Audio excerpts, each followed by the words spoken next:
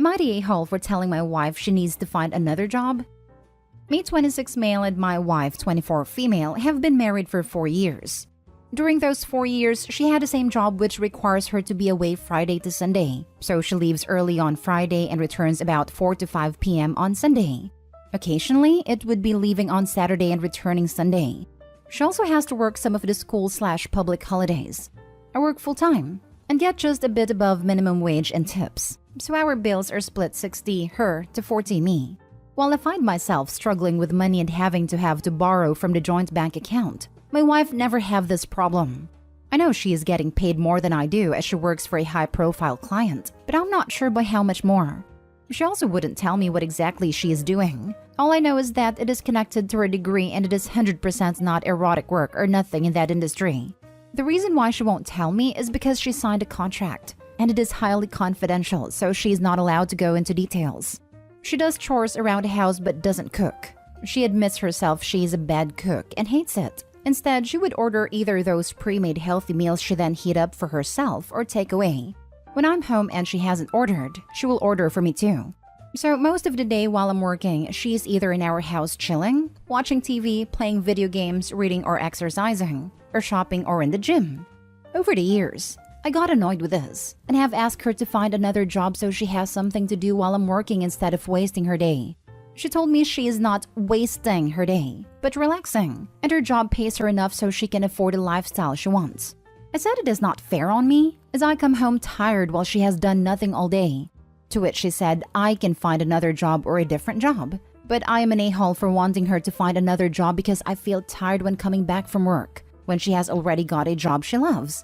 After this, she won't talk to me. I have spoken to my family, and while my parents agree with me that she needs to work, my sisters took my wife's side and called me a massive a-hole. Edit, I'm not saying she needs to quit the job she has. I'm saying she needs to find another job to do during her free time. Could be a part-time one, since she doesn't really do much during the day. Now for the top comments. You're the a-hole. You have no right to make your wife leave her clearly very good job, just because you feel it's unfair to you. She gets paid well and gets to relax, but you'd rather she suffer working the same way you suffer than you having financial security. If it bothers you this much, how about you start looking for another job that pays more and demands less? Edit. OP, your edit that she needs to find a second job doesn't make this any better. In fact, it makes it worse. You're the a-hole. The only person who needs another job is you, so you can actually pay your half of the bills. So you want her to work 2 jobs and be tired because you work one and you're tired? How is that even remotely fair? You're the a-hole. Opie would have hated me.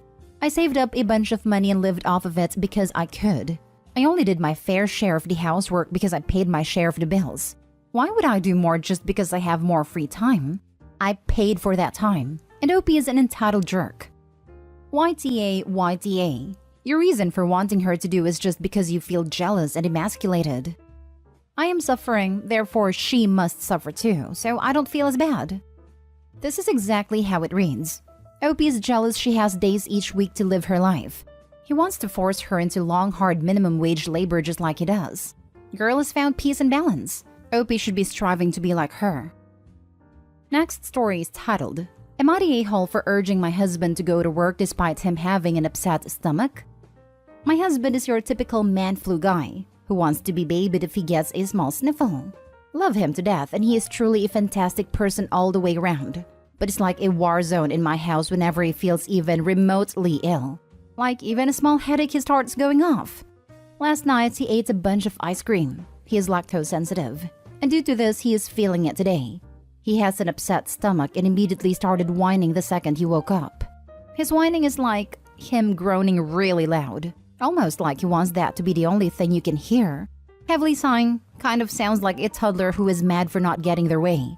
So he was doing that and almost immediately following, starts asking me to cater to him. Fetch him ice water, run a cool shower, get him a towel, help him get motivated, etc. I don't have the time, energy, or patience for this today, especially knowing he caused it. We have 3 children who I need to tend to, a farm to run, multiple dogs to feed, and I work from home today and it's already 107 degrees and it's only 8 a.m. I don't have it in me to cater to him on top of it all.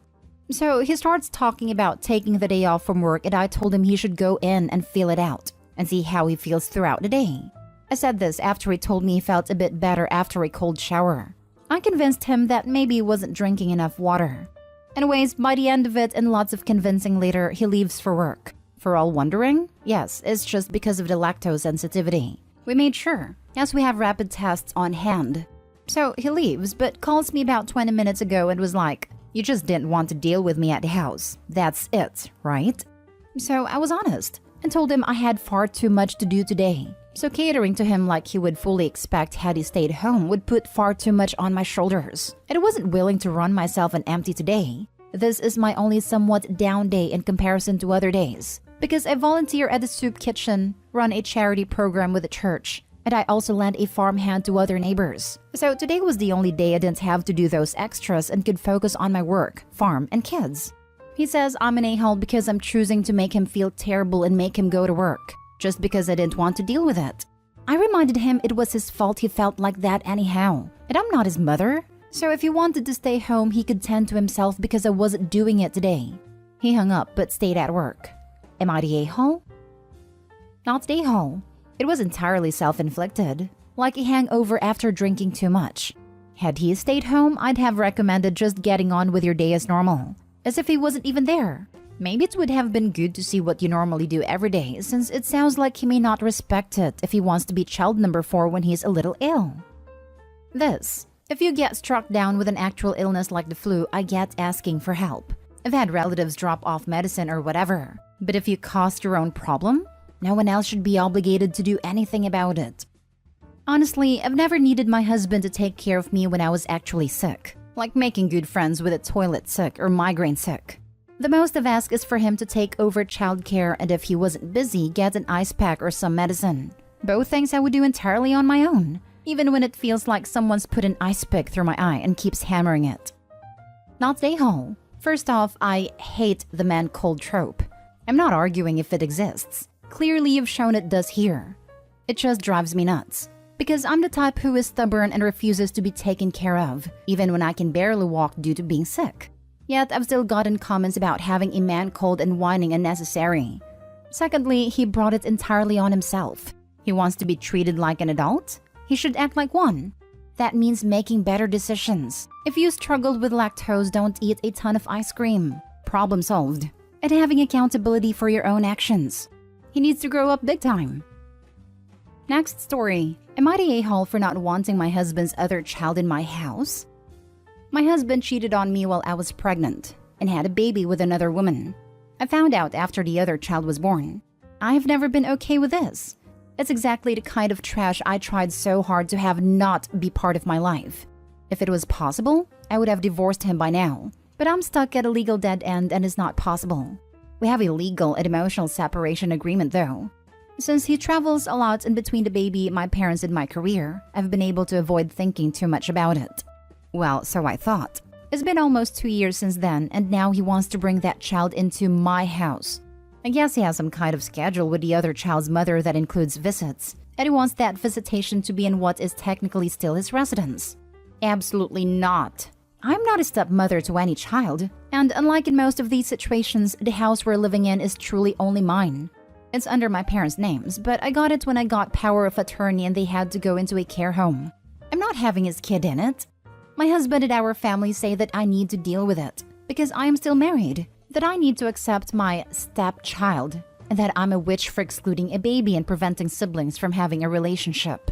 I don't agree. This child may technically be siblings to mine, but I don't need to play mom to this kid to make a relationship happen. And I don't want any of this trash coming into mine or my child's safe space. Am I crazy for not wanting this child here? Edit. Why can't you get divorced? Why is he still living there? In my state, to file for divorce, both parties need to have been separated for over a year and living in separate residences, which requires one of us to move out. He doesn't want a divorce, so of course he won't move out. I can't make him because we're still married. In theory, I could move out and start the clock, but realistically, I can't. With a POA, I can't just abandon the house. I couldn't afford to anyway, but if I did, he would be able to remain there. I would eventually get the house back, but in the meantime, he could easily destroy it and then I'd have legal problems from that. To clarify on the separation agreement, Those don't technically exist in my state, but since we have it notarized, we could use it as an interim agreement on custody and a split on finances once the clock starts, and especially post-filing. Edit 2. Adultery/at fault. I can file based on adultery. I don't really want to go that route because it would turn the entire situation very hostile very quickly. And I would still have to have him living here until we could get a court date, which could easily be months and months in the future anyway. I realize it already seems as hostile as possible right now, but day-to-day things are civil in a way that it wouldn't be if I did that. I'm also not confident that it wouldn't look bad because I would have waited 2 years after knowing about it to do anything. Now for the top comments. Not the a-hole. This may not be a popular opinion since most on here say you have to be a perfect step-parent and accept all situations. But you are not at all the a-hole. I was in a similar situation and still angry 30 years later. Don't let people tell you what to do or how you feel. It is your house. Tell the father to go someplace else. Also, typically, the partner is aware of the spouse having a kid prior to moving/getting married. A step-parent that tells their partner they don't want anything to do with the kid in question is different as they knew before. So now they have to live with it as it was always part of the deal. This situation is different. She doesn't even want to be in a relationship with a father. It's exactly like all the other stories that we saw recently where the OP is divorced, and the ex want the OP to take care of the step/half-siblings for a weekend or something. And each time the OP is not a-hole. The only difference is that she is stuck living with the other parent. And the other parent is using legal loopholes to stay there and stay married, twisting OP's hand as it is. Get a lawyer. A good one. He will bring this other child. You need a lawyer to evict him. A lot of people who share a residence go through divorce. It shouldn't be this hard without another way out. Get a lawyer and file for divorce and evict him. Now for the last story. Am I the a-hole for teaching my children Spanish without asking my husband to be permission? I've been seeing Mike, 40, for 3 years now, and we are planning on getting married soon and have moved in together a few weeks ago. Mike has 2 children with his first wife who apparently left them when the kids were little. His children are Katie, female 12, and Sab, male 11. Katie and Sab's mom was from Nicaragua who moved to the US where she met Mike. I don't know why, but the children were never taught Spanish, only English. I met Mike in the UK where I live, although I am originally from Spain. In school, they learned bits of French, but no Spanish. Here's the thing. Katie came over to me and asked me if I could teach them some Spanish, and I said absolutely. And we asked if Sab wanted to join us and he was up for it. I was excited. It means that the kids could learn their mother's language, possibly try and get in touch with their maternal side of the family when they're older. They don't have contact with them now, and Mike said they all live in Nicaragua, and they could potentially form a stronger bond with my parents. Their future step-grandparents as my parents speak poor English. We typically have a clear understanding of who handles what with kids. We've had plenty of discussions of what my role is and what he doesn't want me to do, etc. But frankly, I didn't think something as simple as teaching them language needed a discussion. It was just a fun activity we did. Simple things like pointing at things and telling them words or asking them. Teaching them sentences. We've only been doing it a short while, so it's basic stuff. I thought I'd mentioned it to Mike, but either I forgot or he hadn't listened, but he swears he didn't know. One day he heard me correcting Katie's conjugation and he got really angry. He asked me what I was doing. Before I had a chance of saying anything, a very excited Katie chimed in saying that she's learning Spanish and asking if he wants to learn it with her. Mike said no and sent her to her room. He argued with me that I had no right to teach them Spanish and I should have consulted him first. I told him I didn't think it would be much of a problem as the chance of them having it in school was 50-50 anyway, and they asked me to help them. He told me I overstepped the boundaries. He explicitly forbade me from speaking to kids in Spanish. I tried to understand why it was such a problem and ask him, but he told me to stop asking, said the topic was finished and tried to leave. I asked what he was hiding and he called me a witch, an a-hole, and some other names.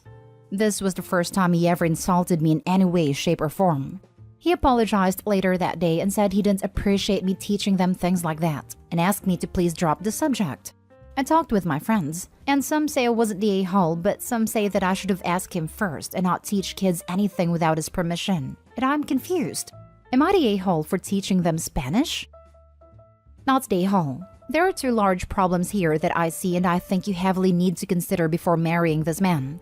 1. He is extremely controlling over things which do not matter and overreacts. If this was an actual thing that really affecting his children, I'd understand. But you are not. Even if he apologized later, his initial response should be a huge, giant neon red flag. 2. He has forbidden you from speaking Spanish, which is a very blatant attempt to erase your language and culture from the household. You will never be able to be your own person around him, only the person he wants you to be.